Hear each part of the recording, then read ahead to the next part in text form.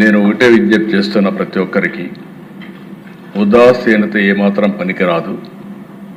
ఒకవేళ కావాలని చేసుంటే ఏదైనా కక్కుర్తిపడి కలుషితం చేస్తుంటే మాత్రం చాలా సీరియస్గా ఉంటాం. ఒకవేళ ఏం జరిగిందో మొత్తం ఎస్టాబ్లిష్ చేసి దోషులపైన కఠినమైన చర్య తీసుకుంటాం.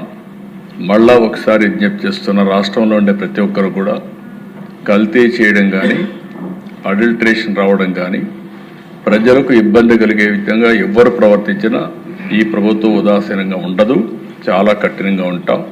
ఆ విషయం గుర్తుపెట్టుకోవాల్సిందిగా మరొక్కసారి హెచ్చరిస్తూ, ఎవరైతే చనిపోయారో ప్రాథమికంగా 4 చనిపోయారు. ఆ 4కి ఒక 10 లక్షల రూపాయల చొప్పున ఆర్థిక సహాయం చేస్తూ, అదే సమయంలో ఎవరైతే హాస్పిటల్లో ఉన్నారో వాళ్ళని పూర్తిగా రికవర్ అయ్యే వరకు వారికి ఎంత డబ్బులైనా ఖర్చు అయినా ఆ డబ్బులు కూడా ఖర్చు పెట్టి వారికి పూర్తిగా సహకరిస్తామని చెప్పి మరొకసారి తెలియజేసుకుంటూ, చనిపోయిన కుటుంబాల పట్ల నా ప్రగాఢ సానుభూతి తెలియజేసుకుంటూ, ఆ చనిపోయిన వాళ్ళకి ఆత్మశాంతి కలిగారు భగవంతుని ప్రార్థిస్తూ